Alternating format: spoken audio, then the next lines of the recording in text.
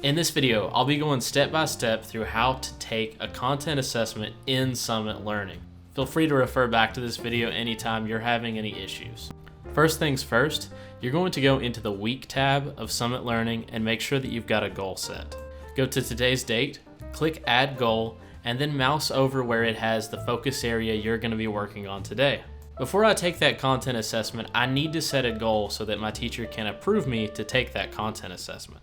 Before you start typing, make sure you select the correct focus area you're going to be working in this case, Reading Strategy 6. Once you've set that goal, you can click where it says Go to Focus Area or go to the Year tab.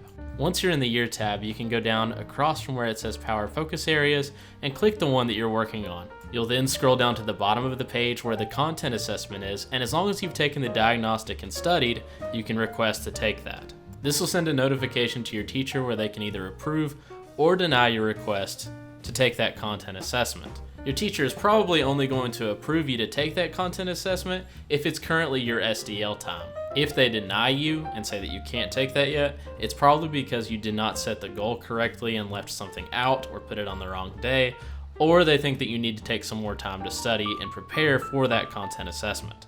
If you mouse over the little student symbol on the Summit Learning dashboard, it may have a reason from your teacher that they typed in as to why they denied your request. To recap, set a goal and make sure that that goal is on the correct day and for the correct area.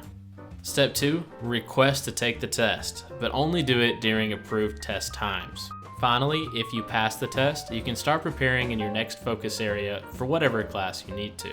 And if you fail, take time to go back over the info posted under the objectives that you struggled with. Study, take notes, and do what you need to do so that you can pass it the next time. Good luck on your next content assessment.